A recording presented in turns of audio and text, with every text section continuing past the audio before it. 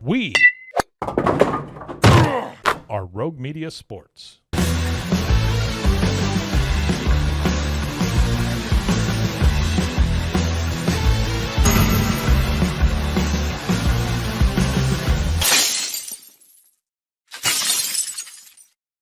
Welcome on into the Cam Show on this Thursday edition on Rogue Media Sports Network. After a brief one-day hiatus, we are back live on YouTube at high noon Eastern Time, just as we are every weekday, and then available wherever you get your podcasts as well. Talking about the things that matter. Mainly, are the Celtics going to trade Jaylen Brown? Is this the end of the Jays era in Boston? And what is it going to take? What is an actual realistic trade package that is going to get Brad Stevens to send an all-NBA player and a max contract guy and an NBA Finals MVP out the door? Plus, we'll talk about some drama going on with another Boston sports team. All of a sudden, there is just nothing but drama surrounding the Red Sox. And how much of that do you put on the manager? Because now the players, both pitchers and position players, are calling out people in the front office as well as Alex Cora. So what is going on here? Plus, speaking of what the hell is going on, the Jordan Hudson news, more Jordan Hudson news, have affected Patriots and Patriots fans. Was she actually the devil behind the downfall of Bill Belichick's dynastic era in New England? We'll have Pete Souza on the show to talk about that, all that and more coming up on this episode of the Cam Show. We start with the Celtics. So we all know this is going to have to be a big-time retooling offseason for the Celtics. They're going to need to shed some salary. They're going to need to trade some guys. And yes, the obvious choice would be to trade Kristaps Porzingis and Drew Holiday. They're both owed over $30 million next year. It's a good way to get rid of 60 off the books right away. Obviously, you'll need to get some players back to fill that up, but potentially, you're shedding $30 to $40 million right there. But the problem with those guys is they're old and or hurt, both of them. Porzingis gets hurt every year. He's got this weird mystery illness that made him an absolute traffic cone in the postseason. And Drew Holiday, I still love. He battled some injuries this year, and at age, whatever he is, 35, 36 now. And there's only a select amount of teams he can really bring value to. They need to be contending teams that the future Hall of Famer Drew Holiday will be able to bring like real trade value to, or real value that you would trade for that team. So then that leaves Jaylen Brown.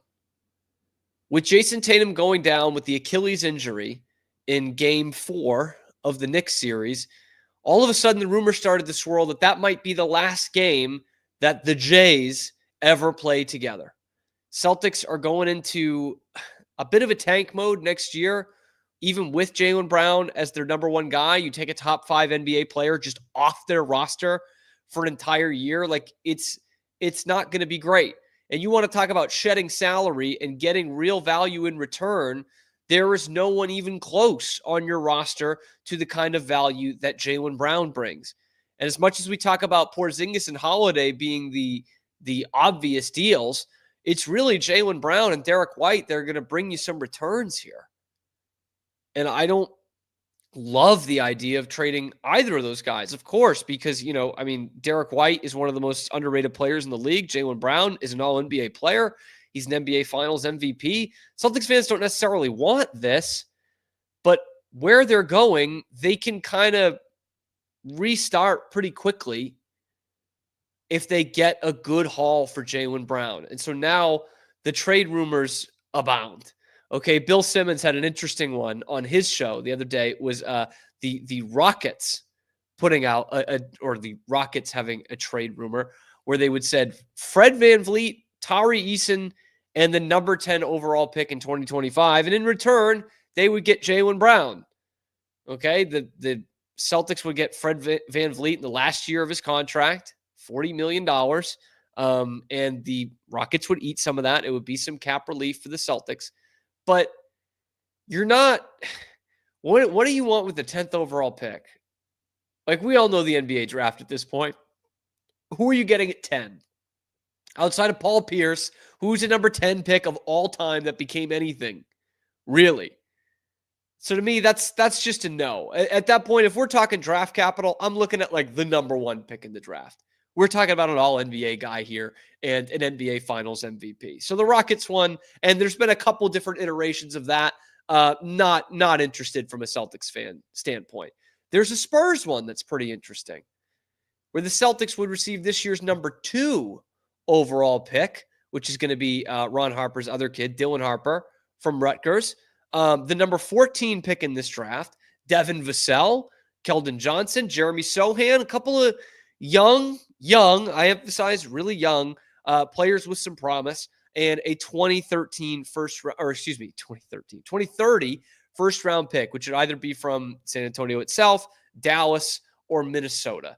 San Antonio is going to be in on Giannis big time. They have been rumored to be in on a potential trade with Phoenix for Kevin Durant. So they might be looking at other options, but here you have a guy who is in his prime in Jaylen Brown, who has not had major injuries like Giannis and Kevin Durant have had. Now, at his best, Jaylen Brown is not the player that Giannis and Kevin Durant are, still probably, but he is an all-NBA guy who can give you a legitimate big three with De'Aaron Fox and Victor Wembanyama, and you're kind of trading some redundant pieces for it. And your picks aren't going to be that great in the coming years. So to me, I think that makes a ton of sense from the San Antonio side. You got to remember with Houston too, they will have some Phoenix draft picks over the next couple of years. If that gets thrown in the trade package, then we'll listen. But the thing with the Jaylen Brown trade is it's got to be one hell of a haul. Like, we're not talking about, oh yeah, here's some decent young pieces, or, here's a barely lottery draft pick. Like, with all the trades we've seen in the last couple of years for guys of lesser value or equal value to Jaylen Brown, that game is over. We're not talking about a Kyrie trade here. After Rudy Gobert yields 4 first-round picks without making an all-NBA team, or when Mikal Bridges, who hasn't made so much as an all-star team in his career, gets 5 first-round picks in exchange in a trade, then that's more what we're looking at. We're not looking at a Tari Eason, Fred VanVleet 10th overall pick. No, we're more in the Mikal Bridges territory there, in the Rudy Gobert territory, the Karl Anthony Towns territory, than we are whatever that is that the Rockets are proposing, or that Bill Simmons is proposing that the Rockets are proposing. This is Jaylen Brown we're talking about here. Like, this is a legit piece that you add to a team that's ready to contend, like one of those 2 Texas teams, San Antonio or Houston. Look, it makes a ton of sense that he would, reunite with Ime Udoka in Houston. He can be exactly what the Spurs need. You have a good shot creator / distributor in De'Aaron Fox. You have a great transition guy and a good enough shooter when he's healthy in Jaylen Brown. And then you've got a unicorn in Victor Wembanyama. Like, that's a team with that big three that could be contending for a championship right there. And I think what's important about San Antonio is that I don't get the sense that Jaylen Brown really needs to be like the A1 alpha guy, like Kyrie needed to be when he was in Cleveland at the end there, and it looked like he was going to be traded. He would be that guy in Houston, and he would be playing for a former coach that got some pretty good basketball out of him. But I don't think he necessarily needs to be that. In terms of the trade value, yes, he needs to be that, right? Like, I'm sorry. After what we saw for a Mikal Bridges trade last year, there's just no way you're accepting anything more than multiple first-round picks. Good first-round picks for Jaylen Brown. Like, even with how quote-unquote desperate the Celtics look, because they're coming out here and saying they need to shed salary, but they're really not that desperate. They don't have to trade Jaylen Brown. It just has the most trade value right now. He's in his prime. He's 28, right? Like, that makes a ton of sense right now. But it's not necessarily a case where, oh my God, if they don't trade him, they're completely screwed. That's not really the case at all. So if you're not getting multiple premium first-round picks out of this, it's not worth it. Trade Porzingis, trade Drew Holiday. You're a little bit more limited, but you're still shedding salary, which is ultimately what you want to do here. And the other interesting thing is Derek White. Talk about an invaluable guy in Derek White, man. There are going to be some suitors after him. Rumor now, Golden State Warriors. Makes a ton of sense. Ton of sense. Derek is still on a pretty friendly contract here with what, 2 years at least still left on it. He's got a good cap hit. The Warriors, they don't have much wiggle room. They don't have a lot of young guys or great young pieces. They feel like they can still get a run out of Steph Curry and Jimmy Butler. And what better guy to add around him than a terrific two-way guard like Derek White? Guy's probably got more in the tank than Jimmy Butler has right now. That could yield some pretty good future capital from the Warriors, because while they don't have good picks right now, they will in the very near future. This is a 1 to 2 year thing for Golden State. After that, there are going to be some premium draft picks attached to them that the Celtics could hop onto. But they don't need to trade Jaylen Brown or Derek White. They need to shed some salary, and they have other candidates to do that. But certainly those guys who are in their prime, and in the case of Jaylen Brown being an NBA Finals MVP, an All-NBA player with a max contract, we're not talking about just throwing some nice little pieces from Houston in a trade package with the 10th overall pick. That's not going to get it done. And if that is what gets it done, shame on the Celtics. Shame on Brad Stevens, because we all think he's much better GM than that. If Mikal Bridges is getting what, five first-round picks, then why can't Jaylen Brown? He's a much better player than Mikal Bridges, and he's roughly the same age. So I'm not buying anything less than about 4 first-round picks at this point for Jaylen Brown, or a pretty damn good player along with a couple of premium first-round picks. Like that's where the conversation's got to be at.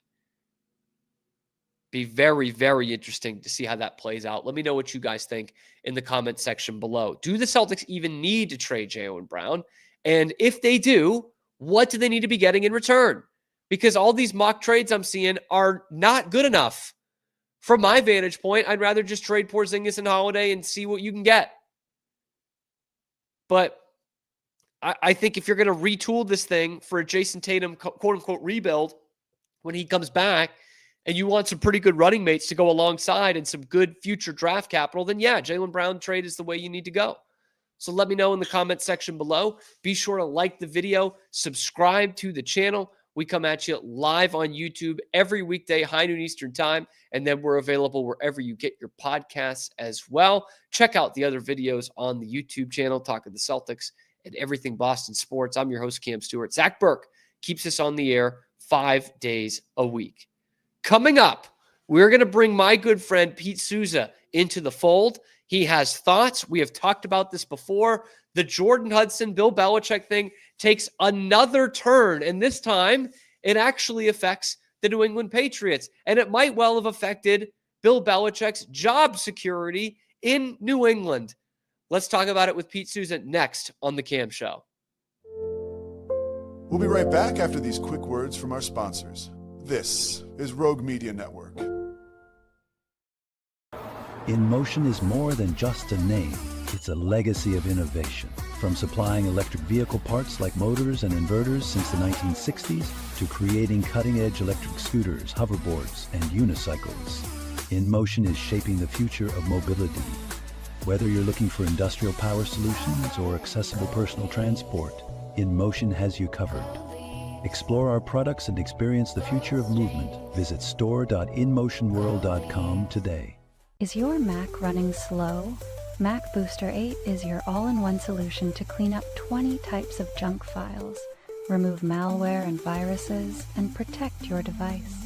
It also optimizes your Mac's hard disk, fixes disk permission issues, and cleans memory, all to boost your Mac's performance to the max.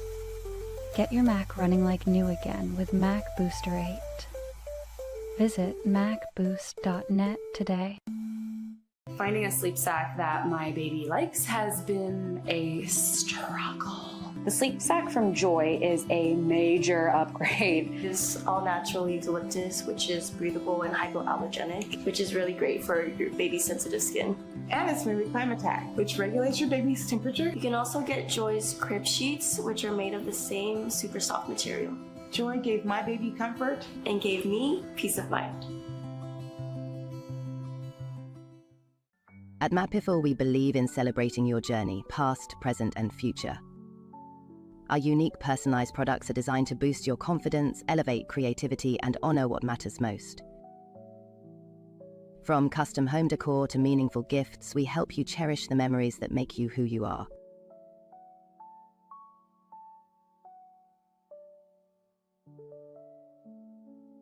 Visit mapiful.com and start celebrating your story today. And now, back to our show. We're back in the Cam Show, Rogue Media Sports Network. I'm your host, Cam Stewart. Pete Souza joins the show.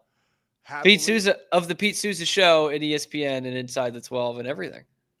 I happily am joining the show. I am very excited. This was a topic I wanted to talk about on my show earlier today, but we ran out of real estate. So as you often do, man, there's too much going on the Pete Souza Show in the best kind of way. Going on in the sports world, we can do. You and I should do another whole sports media podcast, like just one, like a one-off. Because I got to tell you, there's no more off season. Like I know it's going to get slower in July. I understand all that, but like, dude, it's a different day now, man. It really is. It is much like the college sports world itself, but yeah. Pete, why I usually bring you on here is to gossip. Like this is the peanut gallery with Pete Souza, Cam and I Stewart. love this because Christy, my fiance, she definitely doesn't watch your show, so we can talk now.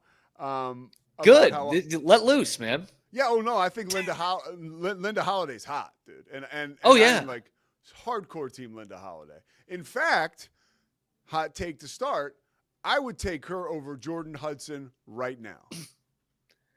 I think I would too. I would feel more comfortable with it, even though I'm only 4 years older than Jordan Hudson. Is that weird? Is that a mark on our society a little bit? Yeah, I mean, mostly because she's not insane. Dude, what's up with Jordan? So what are we going to talk about today? All right, so so obviously the big news that I think a lot of people found out this week is that apparently, allegedly, they're engaged to be married, and they're going to be married in Boston around Christmas time. I don't really care about that. Like, it's already weird enough anyway, but the fact they're getting married, like, yeah, that's kind of the next step after dating. It's all weird to begin with. But the New York Times has come out with quite a bit this week about how this affected the Patriots in the last year that Belichick was there in 2023. There's reports that he told Jordan to wear red pants when she was at training camp so that he could find her in the crowd pretty easily. And that when the team would stay at a local hotel before a home game, that she would come in and stay the night with Bill, which for a lot of people, it's like, okay, yeah, I mean, he's the coach. But when we've seen 25 years of eliminate distractions, ignore the noise, what do you think they're staying at a Foxborough area hotel for? To eliminate distractions. And here he's banging this 22-year-old at the time. Yeah. 2001, at this point 2002, Bill Belichick gave up his hotel room in New Orleans for Lawyer Malloy, who was, bitching about the size of his room or whatever. He got Lawyer Malloy back later, by the way. Yeah. What'd you say? He got Lawyer Malloy back later. They got even. He cut him 5 days before season. But yes, he hooked up one of his players. Yeah. This Bill Belichick can't give up his room because he's got this hottie toddy in his ear saying, like, Bill, we're not giving up our room to Lawyer. Like, it's not even close to as big. No way. We're staying here. And he's like, oh, well, all right, I'll tell I guess so. Tell Lawyer Malloy. Like, seriously, that's where we are because we've all been, and I harken back to that, we've all been in these toxic relationships. This is not a normal relationship, regardless of how old they are. It's toxic, dude. The report coming out of People magazine about when Jordan Hudson showed up at a Christmas party on Nantucket in December and was asked to leave. Yeah. Like, Bill wasn't even there, dude. It's so weird. And there are people who will poke holes at this, being like, oh, it's their personal life. I mean, first off, Bill Belichick's a celebrity. Like that's how the world works. And to your point about the toxicity of it, is there any other coach in the league who their significant other? Is there any other, coach or even an athlete, I would say, at this level whose significant other gets in on everything? Like every single thing Bill is doing now has to do with Jordan Hudson, right? Doug Christie, his wife, was a legendary ball breaker, was always would go on the road with the Kings and stay at the team hotel. When I was in Charlotte working for the Bobcats, she was a shoot-around. What? So she was a legend as far as that was concerned. Jackie Christie. And it's still, it's bizarre, right? And everything Bill, that was crazy. Everything Bill is doing now, the book has a special thanks to Jordan Hudson.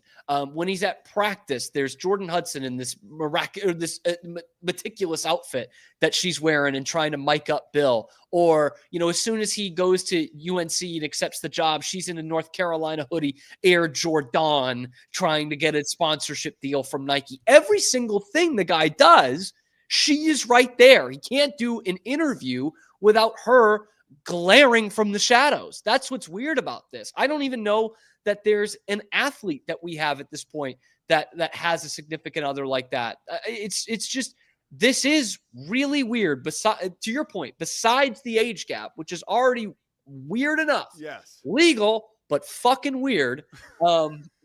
Besides that, the fact that she is in every single thing this guy does for the most famous football coach of all time is way beyond bizarre. And now you see that it might have to do with the end of his tenure as the greatest coach of all time with the best dynasty in NFL history. All right, catch me up on that. So all this is coming about in the 2023 season, which is obviously Bill's last year. This is where all the, staying at the hotel, wearing the red pants, and all of a sudden, they have their worst season in the Belichick era, and it's all falling apart. And so for this to come out later as here's where Jordan Hudson starts inserting herself into everything, that's getting Patriots fans really pissed of seriously, after all that, after all the culture setting, the championship winning, it's a 22-year-old that's going to bring this whole thing down, that's going to bring down Bill Belichick, and Camelot's going to crumble here. Could you imagine, Pete, if one of his players was telling player's girlfriend to wear red pants in the stands at the training camp? He would eat them for lunch in the film room. He would rip them 10 ways to Sunday. But Bill's out here doing it. This makes for a way more bizarre ending to Belichick's tenure in New England than we already thought it was. So are you telling me that that expedited his exit out of New England? Yes, in a weird way, because clearly he became a different person. This job, the priorities were not what they were before. His whole thing was ignoring the noise, do your job, don't listen to outside, no distractions, none of that. So his priorities then get messed up. And I just wonder how much the people behind the scenes with New England knew about it. Knew how crazy this was getting. And again, they were also 4-13. They had no quarterback. The time was probably coming anyway. But who knows how that affected the legendary Bill Belichick's process. Oh, dude, I'll tell you, it affected it. Yeah. The proof is in the pudding. And I think it will affect him even more so now. I believe he miscalculated the family vibe going into this possible, going into this season at North Carolina, in a sense, I'm Coach Belichick. This is my other half, right? We're kind of a family, but she ain't Terry Saban, dude. It's totally different. No. And it's the exact opposite of that, really. But I do believe in going to North Carolina, I think that's what he was trying to achieve. If you think about the rollout of the two of them, right? The day he was hired, the press conference, she's always there with him in Carolina blue. And a lot of that, those are college football coaches. That's how they roll, dude. With recruiting, like it's a family. I want you to meet my wife. She's going to make sure that you never go hungry or whatever. She's always going to know it's image, charisma, and all that. Yeah, that's all part. And it was a gross miscalculation. And I truly, it's weird, dude. I'm going to be totally unfiltered like I always am here, but like I do enjoy like the gossip of it because I can't believe it. I can't look away, dude. I just can't. It's a car crash. It's I'm spellbound. At the same time, I am ready for some goddamn football. Like, let me see how I've never been more excited to see a Bill Belichick team take the field in a fall. I really haven't been. I know you have been. Yeah. But, like, what is this going to look like, dude?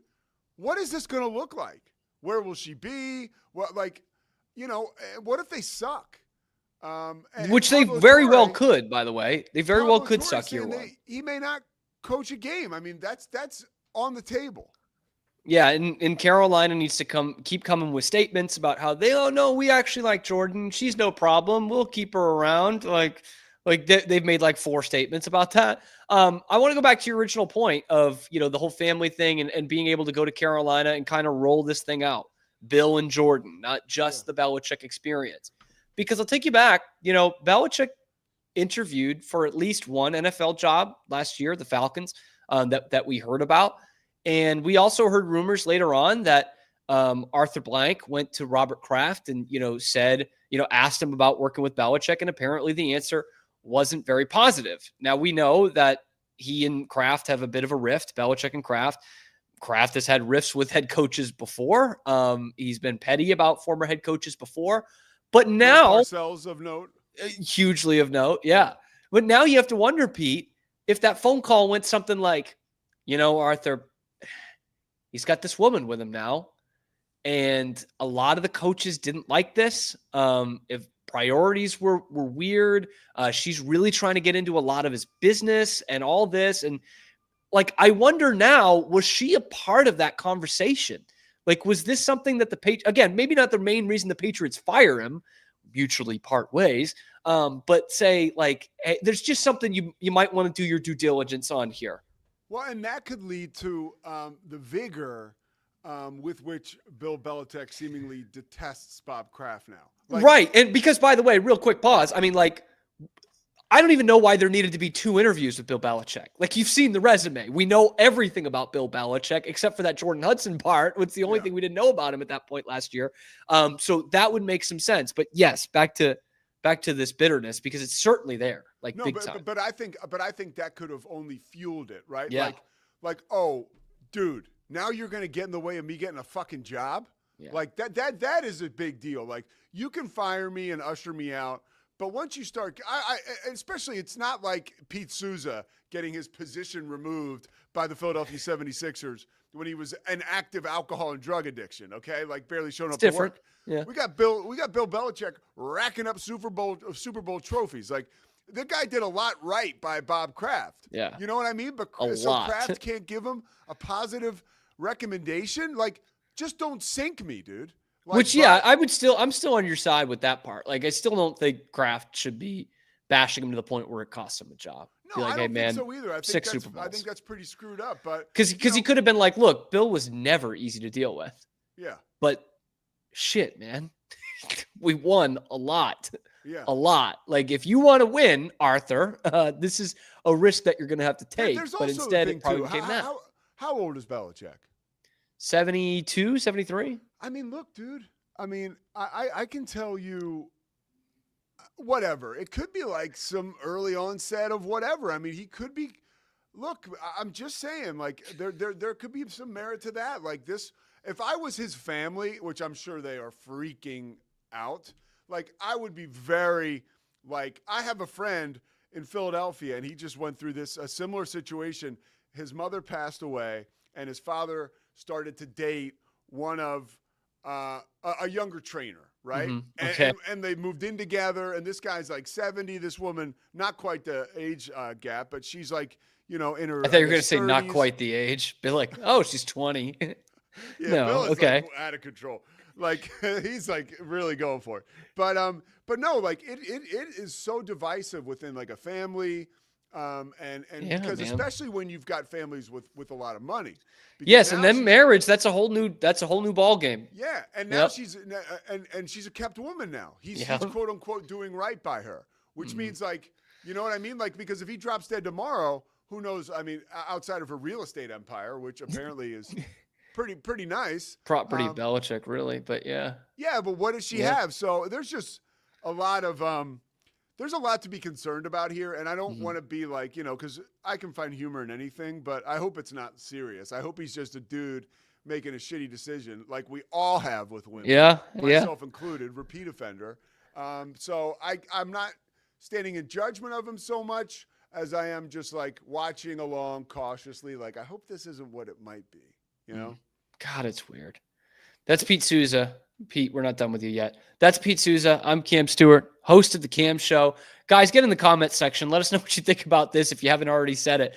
This Bill Belichick, Jordan Hudson thing, and now how it relates to the Patriots. Let us know in the comments section below. Be sure to like the video, subscribe to the channel. We're live on YouTube every weekday, high noon Eastern time, and then wherever you get your podcasts as well. Pete, I got a couple more for you, but I just wanted to get off the Jordan Hudson thing. What is tickling your brain about the sports media to literally today? Because I know it's something every day with you. What is tickling your brain about sports media today? I know you brought that up for something of a reason. Well, okay. I really do believe like we are in now such a spin cycle, not a 24-hour news cycle. It is a 24-hour spin cycle that there's no better time. There's never been a better time. What are you looking at? The dog or the cat or something? Yeah, dog's coming out. Yeah. Well, is he a fucking guest? Because no, I'm talking right now. Go ahead. So dude. Jesus. So I don't think there's ever been a time, and maybe this is ignorance is bliss, or I'm like a rookie here, but I've never hosted a talk show daily. I mean, I'll be going into a calendar year here when we get to September, right? Doing it every day. Haven't hit a year yet, but I do, and I'm about to go into the dark months, but I do believe there's no better time to be a sports talk show host than right here and right now. Every day you wake up, there is another major story. And whether it's got to do with the transfer portal, whether it has to do with coaches or NIL, or, you know, now in the NBA, we're always talking about where this player might go next. Like it's kind of been developing for years, probably since like 2010, I'd say. Let me just go back then where like The Decision. Well, The Decision is a great one, you know. July 2010. All these teams, all these leagues rather, trying to make sure that they're 365-day-a-year deals. You know what I mean? Like, so they're trying to find different ways to fit into the sports calendar, right? Or even take it over. Like when we have, this is a different story, but, you know, football just kicking the NBA's ass right out of Christmas Day. I mean, now big time. But there's just so much, and the unfortunate story about Jake Retzloff and at BYU. Now that's a different deal. That stuff unfortunately crops up every so often with players and people, right? Not specific to athletes, but it just seems like there's always something to talk about today, and a lot of it has to do with college sports. The football, you know, the college football playoff format might change, so we still have the regular beats of the summertime, and, you know, baseball is kind of like the soundtrack to that. And the NBA finals kind of start summer off with a bang. But I think now more than ever, it's just not that hard to find compelling content, not just bullshit content, compelling content. One other thing, you asked me what's gripping me with sports media. Here's a question, and I hope nobody sees this. Well, it's the Cam Show, so you got a good likelihood of that. Go ahead. Shut up, dude. But I would never want anyone to think, well, whatever. It is what it is. Is Kevin Harlan that good? He talks a lot. Yeah. I think you probably feel the same way about him that I do. Like, I think he's fine, but you hype him up as this absolute legend. And I'll just say this, because again, I don't think he's bad by any stretch. No, of course not. We're splitting hairs. Right. And this is going to be the ultimate splitting hairs right here. There's a reason why you hear him on Westwood One during the Super Bowl rather than Fox or CBS. That's all. He's still one of the best, but it's a lot. It's a lot. Maybe it's sensitive for me. One of my shortcomings as a play-by-play guy that I'm working on is taking control of the broadcast. You are the alpha. This is my show. Holding some people back. Yeah. Literally. And maybe it was that image. I mean, because I've seen people do that in person before, but I think it gave all of us an insight into Kevin Harlan and his control. And look, man, what do I know? That's how you're supposed to operate in a moment like that. I mean, that's Kevin Harlan. Yeah. At the same time, I do feel like it's a visual medium, dude. We got it. I think there's a lot of he wants everybody to know who's in charge. Yeah. And I believe that. And so sometimes that is a little. I'm like, yeah, really? Like I just can't get over how amazing I think Mike Breen is. I just can't. I every Pretty time. Good. Oh, he's Pretty amazing, good. dude. Mike Breen. Yeah. I have two more things that I want to get to you in the next 5 minutes here, because I'm keeping you long, but they're both kind of media related. The first thing is, this was obviously last week, maybe the week before, but the Jordan thing, Jordan going to do some analysis. I don't know who ruined it. Maybe it was Brady, but why do we just suddenly think that because these people were great players, they will be great analysts? That has been for decades mostly not been the case. Almost always not been the case. TNT, when they got hockey a couple of years ago, did Wayne Gretzky in the studio show. He was awful. ESPN for theirs has Mark Messier, a fucking zero, like an absolute dolt. Brady stunk most of the year. Belichick on the Manning cast was really only for the football heads, and that was fine, but I wouldn't have said he was rivetingly entertaining. Joe Montana back in the day, horrible. Yeah, what makes you think Jordan's going to be good at this? Because he's not. He's never been charismatic in his whole life. Why are companies doing this? He's never been transparent on the air either. That's all that matters, man. Yeah, he'll never go, look, unless he does a 180 and is very open and honest and, goes the route of Charles Barkley, then he'll be fascinating, right? Because he does have all the tools and he knows all the notes. Yeah. Ultimately, I think for us with Michael Jordan, and he's the only athlete I ever saw this with, Michael Jordan is almost like it's like going to see a monument for people or like people crowd around. He's the only athlete really I've ever seen where people just huddle around just to look at him, whatever he's doing. Yeah. Playing pool, right? Like if he's having dinner, people just want to see Michael Jordan. And that, I think, goes to the way that he's kind of curated his image where, when you see Michael Jordan, it's like, oh, Michael Jordan. There's not like Michael Jordan overkill, right? So I think it is a little different than the Brady. I think that NBC is like, Brady's very much overkill at this point. Yeah. Right? Like when do you see Michael Jordan, right? So I think NBC is like, hey, if nothing else, this is a home run for winning the media cycle, getting people more talking about the NBA on NBC. Because I agree with you. I think it'll be. I just don't know how long that lasts. That's all. At some point, you're going to be good. Like Gretzky, that Gretzky thing was kind of the same thing. Gretzky had coached, but he'd been out of the game for 15 years by the time, almost 20 years by the time he started doing the TNT thing. And then you find out he just sucks at it. Yeah. The other thing, real quick, this is very meta kind of, but it might have to do with the way we look at sports media right now in this day and age. So I'm watching this documentary, Pete. It's like this 10-part documentary, which I know I said no documentary should be 10 parts, but I digress. It was about the history of hockey. It's much like the Ken Burns baseball thing. It's from Canada, and it's all about how hockey has related with Canada through the decades. And in the last episode, they had Maurice Rocket Richard's funeral, and he laid in state at the Bell Center where the Canadiens play, and 40,000 people came through that day to pay tribute in an open casket to Maurice Richard, who was like this icon of French-speaking Canadians for decades. He was the best player. They felt he was, representative of them, of an entire culture. They were slighted in Canada and all this. And I just thought, can we have that again? I don't know that we can have that again. I don't know that we can have a player laying in state at an arena that meant that much to that amount of people. I think Michael Jordan could do that. But can he if he died tomorrow, like it would just be a bunch of people going to make TikToks, and people who aren't going are going to see it online on Twitter. 2015 or 2016, Ali was like that a little bit. Was it? I don't really remember that.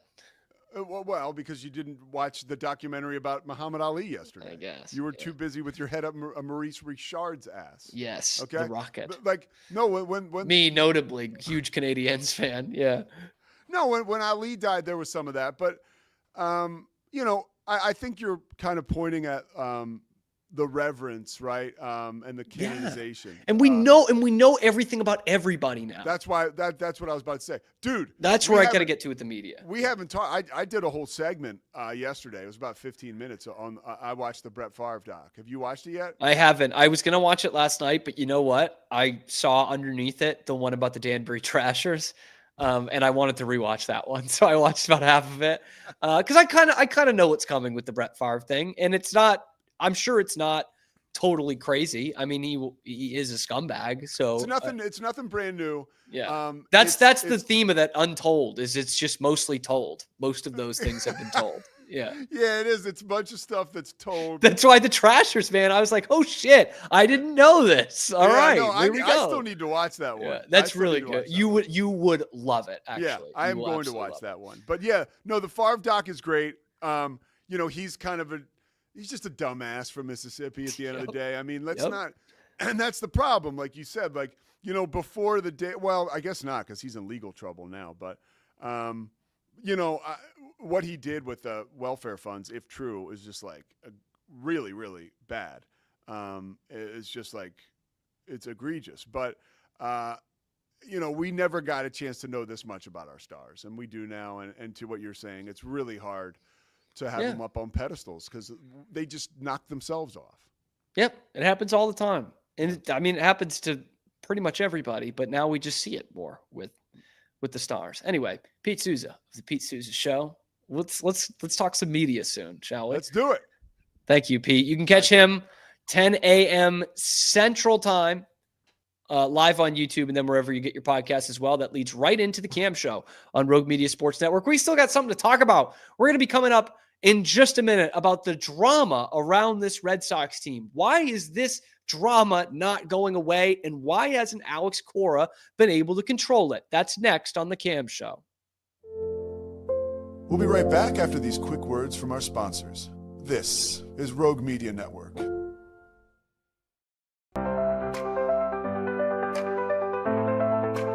Get paid faster with Bill, the easiest way to send, receive, and manage your payments. No more delays, no more hassle. Whether you're a freelancer or a business, Bill makes payments seamless and secure, simple, fast, and reliable. Sign up today at Bill.com.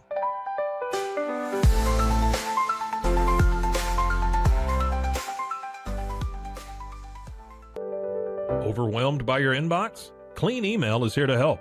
Organize, clean, and manage your emails with powerful automation tools. Say goodbye to spam and clutter and enjoy a stress-free inbox. Try Clean Email today at cleanemail.com. That's CLEAN email.com.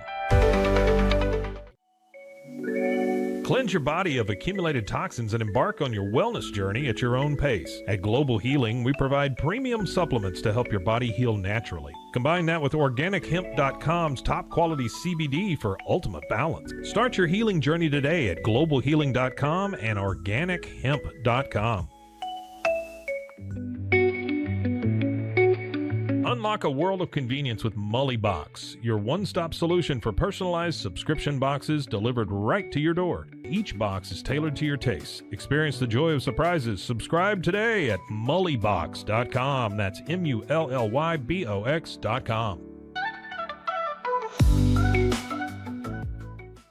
At Tusain's, we understand that maintaining a healthy lifestyle can be challenging, especially in today's fast-paced world. That's why our mission is to make fitness accessible to everyone, anywhere. Committed to excellence, we adopt a user-centric approach guided by ergonomics and medical science. With a team of seasoned professionals in R&D, design, and manufacturing, we prioritize quality across our entire product line. Visit Tusains.com today and start your journey to better health. That's TOUSAINS.com. And now, back to our show. Back on the Cam Show, wrapping things up on a Thursday after talking about Jordan, after talking about Celtics trades. Now we get to the Red Sox. Red Sox dropped the game last night against the Mets, win the series, but golly, can't help if it didn't feel like they lost the series, because there's just been so much around this team that has not been positive. The vibes have been anything but around this team since really the start of the season. Obviously, there's been a ton of Rafi Devers drama. There's first base drama. There's now Alex Cora drama. There's drama around the starting pitchers and the relief pitchers. And here you've got a team that's just sitting there at 500 and has not been able to get their head out of their own asses yet. But it continues this week. Alex Cora misses a night game on Monday to see his daughter's college graduation within the same city earlier that morning, 10 a.m. graduation. And a lot of media members getting on him for missing that game. Personally, couldn't give less of a shit. There's 162 games. His daughter graduates college once. I don't care if it's 9 hours before. Could you make the argument he could have gone to the game? Absolutely. But do I really care? No. But what I do care about is when Liam Hendricks, one of their relievers, is bitching after the Tuesday game saying, I don't know why they're not coming to me. I don't know what I need to do. I've been pitching well. I don't know what I need to do to get into a high leverage situation. And I thought they should have gone to him a couple of times in the last week or so that they didn't. And I was kind of questioning the same thing. And yet he goes out there. I'll just tell you exactly what he said. There were a couple games where I was like the last guy in the bullpen. It's a new experience for me. I felt like I'd been pitching well to get trusted in a couple of those situations, and it didn't come to fruition. We had a couple of chats because he's Australian. I got in here today. It didn't quite work out. And this kind of bubbled up to the surface last week when he didn't come into that game against the Tigers where they completely blew it. It was Greg Weisert's second inning. He gave up a home run to Javi Baez. So that's just one example. And then he comes into the game last night and he shows them why he didn't get called on in those situations. Okay. It was the second time this season that Hendricks, in his 11 appearances, that the Red Sox weren't either trailing or ahead by 5 runs. He entered the night with a 3.38 ERA, ended the night with a 5.56 ERA, and gets the loss after 5 1/3 innings from Garrett Crochet. Let me repeat that. 5 1/3 innings from Garrett Crochet, which takes us to our next point. They had a bullpen game on Monday. They essentially had a bullpen game on Tuesday because Walker Buehler got ejected in the 3rd inning. And on Wednesday, when you need your horse, your stallion, your ace to give you 7-8 innings, and he was well on the path towards that, you pull him in the 6th and you pay for it. You lose 5-1. After he was dominating through 5 1/3, only 85 pitches, 6 of them to Juan Soto, and he struck him out twice. Soto didn't even take the bat off his shoulders. I mean, the guy was absolutely cruising along. And I know he's had, an innings count problem before, whether he can make that jump to being a 170, 180 innings guys is still, up for debate. But it's just another thing with this team, right? As soon as they make we've been talking about the big move for years, the big free agent signing.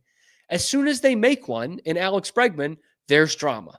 Not Bregman's fault, but Devers doesn't want to come off 3rd base. And then when they need a first baseman, Devers won't play first base. And now there's drama as to whether he should be taking out pitchers this early and what pitchers he needs to be going to and what pitchers he's leaving in the bullpen. In some ways, you can say that at least the care factor in this city is back. But in the flip side of that is, why can't the players manager get this right? The all-time great players manager. Why is everybody bitching in the media? This is like 1986 Red Sox shit right here. We were blessed to not have it for most of the 2000s. Here it is. It's back. And why, with a guy who's so good at communicating with the players, now Alex Cora, is there drama every single year? And why don't things change? It's starting to feel like the end of John Farrell, which was 2017. And it felt like a funeral march that whole season for him. It was a bit of a different reasoning, but it just felt like he didn't have a grasp on the clubhouse. He was making questionable in-game decisions every single night, much like Cora is kind of doing right now.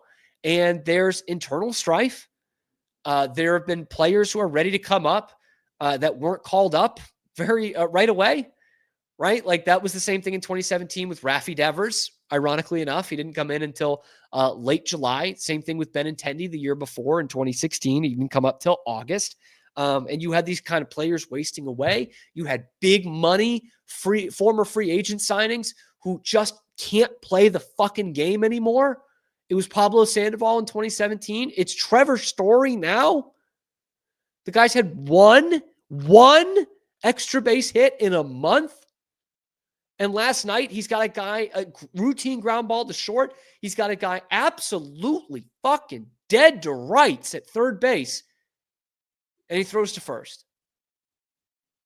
And he can't even play his position anymore, former Gold Glover. He can't hit for shit. And Marcelo Meyer, who is not perfect, contrary to what some Red Sox fans might have you think, his OPS is below 700 and he's still not hitting against lefties. And he hasn't played 100 games in a pro baseball season. It's not perfect, but he's just sitting there, wasting away in Worcester. Let's have the guy get some major league at-bats. Maybe he figures out how to hit lefties in the major leagues. Huh? We did that with Devers. Same thing. Hadn't played a lot of games. Wasn't hitting lefties very well at all in the minors. He hits lefties pretty well in the majors. Hits everyone pretty well in the majors. If Marcelo Meyer is that good, then let's go. Why are we continuing to watch Trevor Story? But realistically, Roman Anthony needs to be the guy to come up. So you got two guys who really need to be on the Boston roster who are still out in Worcester.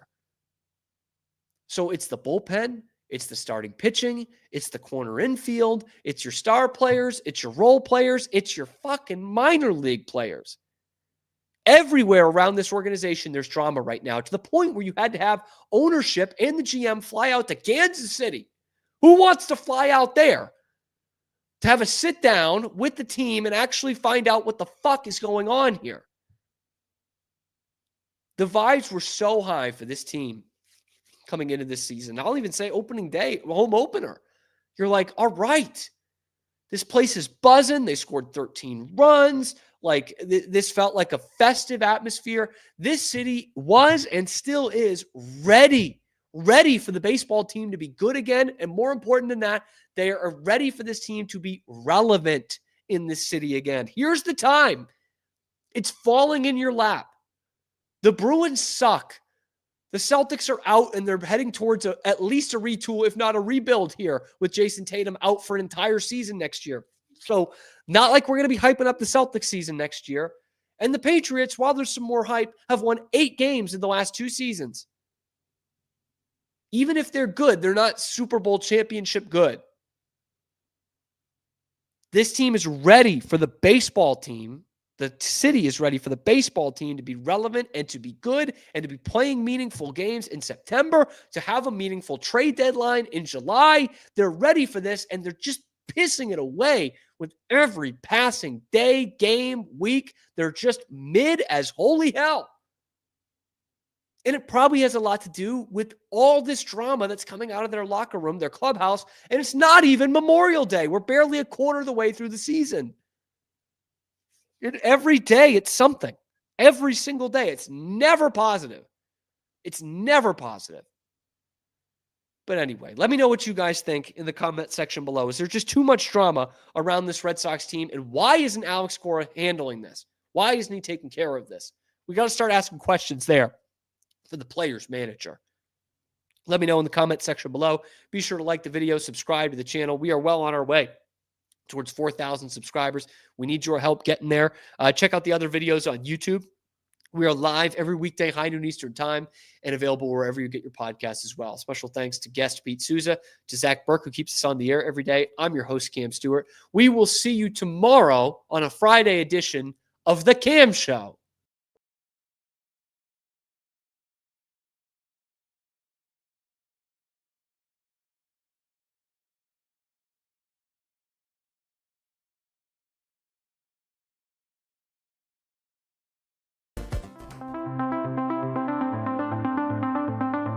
Transform your workspace with Hanomi Ergonomics. From adjustable chairs to standing desks, we provide solutions for comfort and productivity, whether at home or in the office. Improve your posture, reduce strain, and work smarter. Visit us at hanomi.co today. That's HINOMI.co today.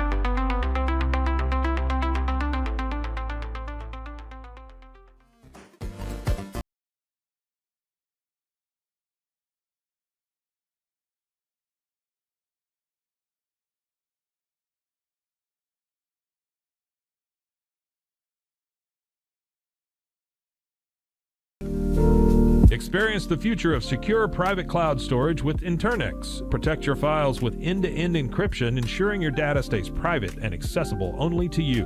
Enjoy seamless, fast storage without compromising security. Visit Internex.com today and take control of your digital life. That's INTERNXT.com today.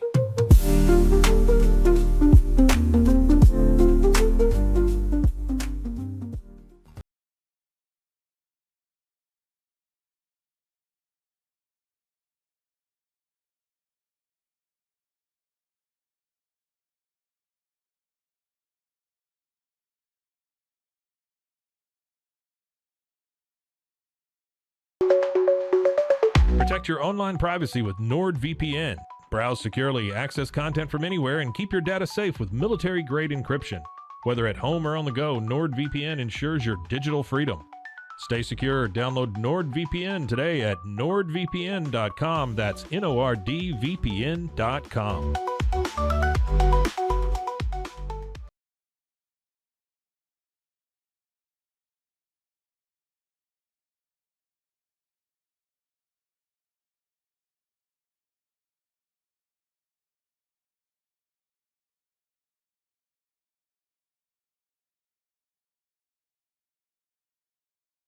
Saints, we understand that maintaining a healthy lifestyle can be challenging, especially in today's fast-paced world. That's why our mission is to make fitness accessible to everyone, anywhere. Committed to excellence, we adopt a user-centric approach guided by ergonomics and medical science. With a team of seasoned professionals in R&D, design, and manufacturing, we prioritize quality across our entire product line. Visit TwoSains.com today and start your journey to better health. That's TOUSAINS.com.